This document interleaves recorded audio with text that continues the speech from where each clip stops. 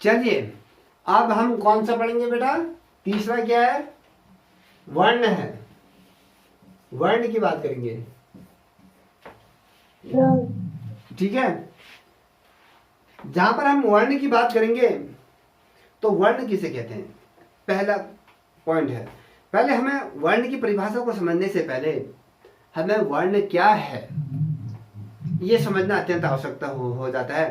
फिर वर्ण की परिभाषा क्या है, फिर वो समझना अत्यंत अनिवार्य हो जाता है। जहां पर हम वर्ण की बात करते हैं बच्चा, तो वर्ण को दूसरे रूप में किस रूप में जाना जाता है बताइए? वर्ण को दूसरे किस रूप? रंग। पक्का कह रही हो या खाली मजाक कर रही हो मेरे से? पक्का है? कितने परसेंट श्योर है आप? पक्का कंफर्म है सर, कंफर्म। क्या ये रवि जी जो कह रही है सत्य कह रही है? Yes sir. चलो 101%। चलिए ठीक है। जहां पर हम वर्ण की बात करते हैं, वर्ण को रंग कहते हैं। देखिए किसी भी कलाकृति के लिए याद रखेगा, सबसे महत्वपूर्ण जो तत्व के रूप में जो माना जाता है या रखा जाता है या स्थान होता है, वो आपके किसका होता है? वर्ण का होता है, जिसको हम रंग कहते हैं। क्या बिना वर्ण के किसी कला का या कहें किसी चित्रांकन का कल्पना कर सकते हो? किसी पेंटिंग का ब्लैक एंड व्हाइट की अगर हम बात नहीं करेंगे, सिर्फ पेंसिल कलर वाली जो बात है, सिर्फ आपके स्केच वाली बात करें तो वो अलग है। जहां पर अगर हम स्केच की भी बात कर रहे हैं तो उसमें भी तो वर्ण का प्रयोग हो रहा है नहीं हो रहा है? आप कहोगे कि भैया मैं रंग का प्रयोग नहीं करूंगी। आप जिस पेंसिल से बना रही हो या कोई चीज से अगर किसी चीज को ड्रॉ कर रही हो तो उसमें किस चीज का प्रयोग हो रहा है? कोई किसी न किसी रंग का प्रयोग हो रहा है ना। चाहे आप ब्लैक कलर का कर रहे हो या व्हाइट कलर का कर रहे हो, चारकोल का कलर कर पेंटिंग बना रही हो या एक ही रंग में बना रही हो। कहने का मेरा मतलब ओवरऑल हर तरीके से आप कहीं ना कहीं वर्ण का प्रयोग कर रही हैं। और वर्ण या फिर रंग किसी भी कलाकृति में सबसे महत्वपूर्ण यह तत्व या स्थान रहता है। रंगों के प्रयोग से अगर हम कहें, अगर हम रंगों के प्रयोग से किसी कलाकृति में क्या किया जा सकता है? बहुत अधिक आकर्षण पैदा कर सकते हैं। ये सही है गलत है?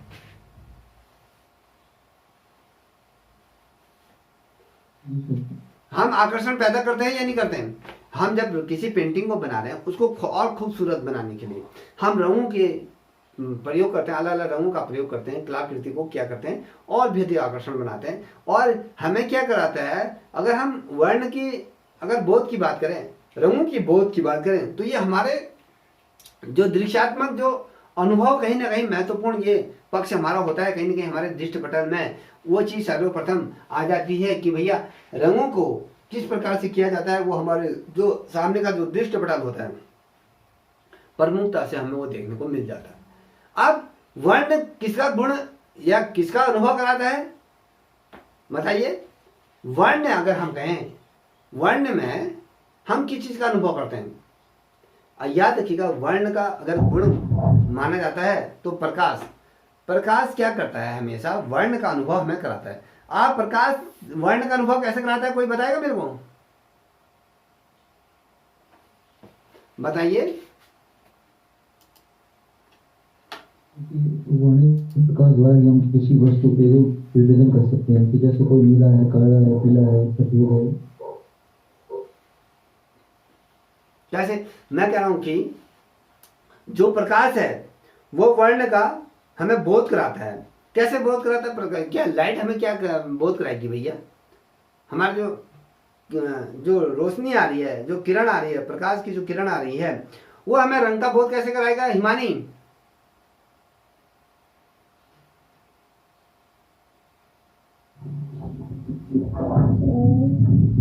हाँ आरती बताइए।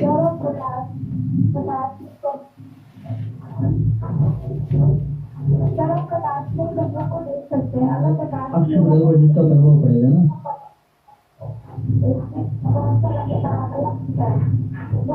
एक जैसा हो जाता है। तो प्रकाश होता तो हमें रंगों के बारे में पता लगता है कि हाँ ये देखकर तरह के रंगों को देख सकते हैं। इसलिए रंग को प्रकाश का गुण कहा जाता है। अब हिमानी जी आप कुछ कहते सारी, आप बताओ अब।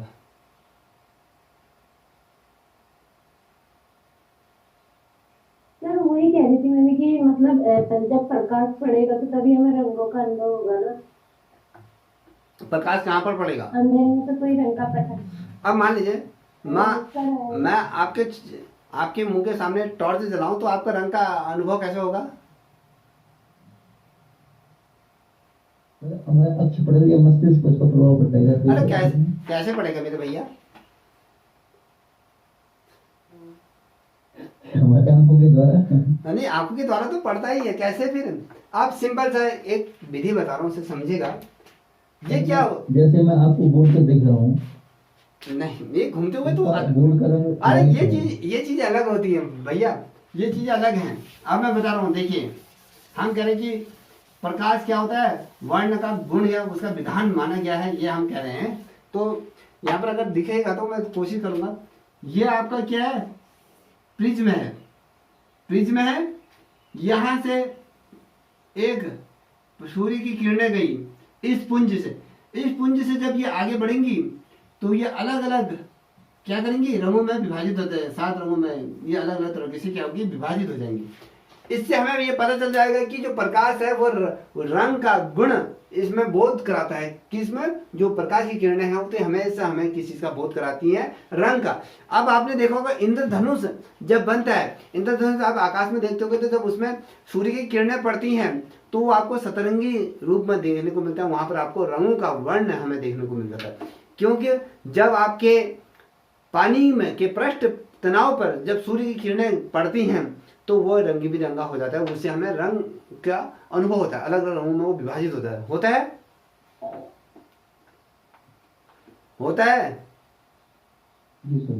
अब इसका एक सिंपल सा उदाहरण, अगर आपके पास वो है क्या बोलते हैं, जैसे स्प्रे जो वो नहीं मारते हैं, जैसे हम बाल के पास जाते हैं, आपके मुंह पे पानी मारता है या आपके उसे स्प्रे टाइप का होता है जो इसे छिड़कते हैं। आपने कोरोना काल में भी बहुत यूज करा होगा, आपने घर को सैनिटाइज करा होगा।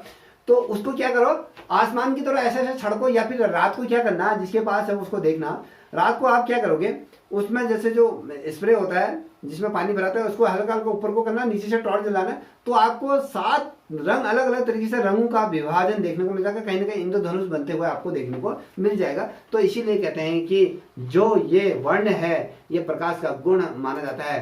क्या कहा जाता है, प्रकाश का वर्ण, जो प्रकाश है वो वर्ण का अनुभव के ये कराता है। और अगर हम बात करें प्रकाश वर्ण का जो अनुभव का ये माध्यम है। और हमने कहा कि भैया जो भी वस्तु होते हैं प्रतिबिंब से होकर आपके जो प्रतिबिंब है, हमने कहा प्रतिबिंब होता है वो आपके आंखों से होकर आपके दृष्टि पटल पर पहुंचता है, तब जाके हमें रंगों का अनुभव होता है। जो हमारी आंखें देखती हैं वो जब सामने से जब रंगों को विभाजन होगा तब जाके आपकी आंखें देखेंगे, तब आपके दृष्टिपटल में जाएगा। जब सामने जब रंगों का विभाजन ही नहीं होगा तो आपका दृष्टिपटल क्या देखेगा, जैसे पानी है, पानी को वैसी रूप में देखेगा।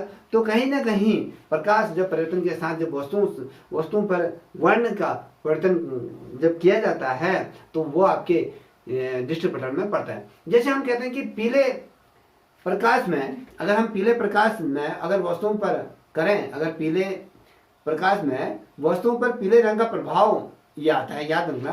पीले प्रकाश में हमें क्या अनुभव होता है, जब पीले वस्तुओं का हमें पीले रंग का हमें प्रभाव देना। और रंगहीन वस्तुओं की अगर बात करें, जैसे अब एक एग्जांपल और दे देता हूं, जब आप कपड़े धोते हो तो जब आप सर्फ की बाल्टी में सर्फ घोलते हो ना, सर्फ घोलते हो तो उसमें बबल बन जाते हैं। आपने जैसे मेला लगता है, चाहे नंदा देवी का मेला लगे, कोई भी मेला लगे, नुमाइश लगे, जो भी लगता है, तो वहां पर एक वो बबल्स वाला आता है हिमानी जी, आता है सर। जब आप वो बबल को फूकते हो तो आपको रंगीन दिखाई देता है। वो होता नहीं है, मगर वो रंगीन किस लिए दिखाता है, वो उसमें प्रकाश कहीं ना कहीं पड़ता है तो हमें वो रंगीन देखने को मिल जाता है। तो हमें कहीं ना कहीं बुलबुले जो होता है उसमें देखने को मिलता है। जब कोई पानी में तैरता है तो पानी के छपाके जो पड़ती हैं तो उसमें देखने को मिला। जब तेल होते ना, तेल के साथ अगर आप पानी मिला दो तब उसमें आप जमीन पे गिरा दो, उसमें आपको रंगीन देखने को मिलता है। कभी आपने देखा होगा कि जब गाड़ी रोड पर जब गाड़ी चलती है तो अगर कहीं पर ऑयल गिरा उसके ऊपर से पानी गिरा हुआ होता है तो आपको देखने को मिलेगा एकदम कांच की तरह रंगीन होता है। आप कांच के गिलास में पानी भरो और उसमें भी ये देख सकते हो। कहीं ना कहीं कहने का मतलब है कि प्रकाश क्या है, आसपास की जितनी भी वस्तु है उन वस्तुओं में कहीं ना कहीं रंग का प्रभाव हमें देखने को मिलता है, याद रखिएगा। अब रंगों का जो प्रभाव की अगर मैं बात करूं तो कहीं ना कहीं मानव के जो मस्तिष्क है, जो आपके मस्तिष्क पटल पर कहीं ना कहीं उसका प्रभाव डालता है और कहीं ना कहीं उस शक्ति का बोध हमें ये कराता है। ठीक है, इतना समझ में आ गया आप लोगों के? जी सर। आज होशियार सिंह कहाँ गई?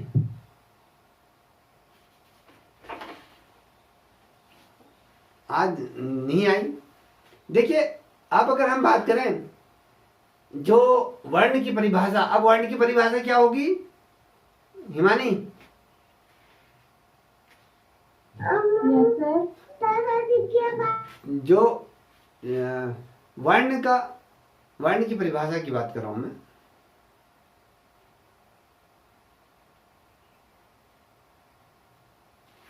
ये रवि जी आप बताइए। वर्ण तो वही बोलेंगे कि वर्ण एक प्रकार से गुण है जो हमारे मस्तिष्क या अक्षतंत्र को प्रभावित कर वस्तु का रूप रंग निर्धारित करता है।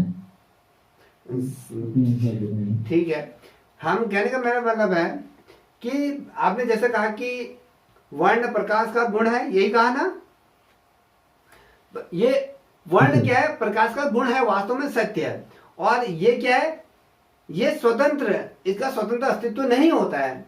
इसका स्वतंत्र क्या अस्तित्व नहीं होता है। किसका स्वतंत्र अस्तित्व नहीं होता है? वर्ण का। और जबकि ये क्या करता है, जो आपका अक्षपटल है, जो आपके आंखें हैं उसके जो पीछे अक्षपटल है, तो वहां पर मस्तिष्क में पड़ने वाला एक प्रभाव कहलाया जाता है वर्ण। अब वर्ण के गुण कितने प्रकार के होते हैं? वर्ण के कितने गुण होते हैं? वर्ण के अगर हम बात करें तो 3 प्रमुख गुण होते हैं, जिसमें रंग होता है, मान होता है, मान को हम जिसे बल के रूप में निरूपित करते हैं, और साथ ही आपकी सघनता जिसे हम घनत्व के रूप में जानते हैं। ठीक है, आरती समझ में आया बेटा? जी सर। तो अब हम जो मैं एक बार प्लीज सर एक बार वर्ण की डेफिनेशन रिपीट करेंगे। बेटा उड़िया था ना, रो रहा था, बस सर अब भी उसको चुप करा के ले रखे हैं। कोई बात नहीं, इसके बाद मैं इसे भी क्लास को एंड कर रहा हूँ ये परिभाषा बताने के बाद।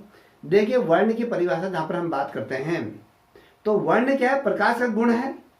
पहला ये लिखोगे, मैं स्पष्ट तौर पर, वर्ण प्रकाश का गुण है, इसका स्वतंत्र अस्तित्व नहीं होता है, बल्कि आपके जो अक्षपटल है ना, उसमें जो मस्तिष्क में पड़ने वाला जो प्रभाव होता है वही आपका वर्ण कहलाया जाता है। अब वर्ण के गुण की बात करता हूं तो वर्ण के 3 गुण होते हैं।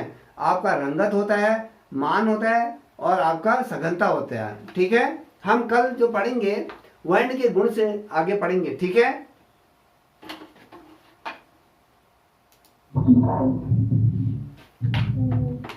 सर हाँ जी। आप आज और कल वाली उसकी पीडीएफ सेंड कर देंगे सर? परसों का तो सेंड कर दिया था, कल और आज की पीडीएफ अगर सेंड कर देंगे तो सर अच्छा रहेगा ना, कुछ चीजें छूट जाती है। ठीक है, ठीक है, चलिए फिर मिलते हैं रात को।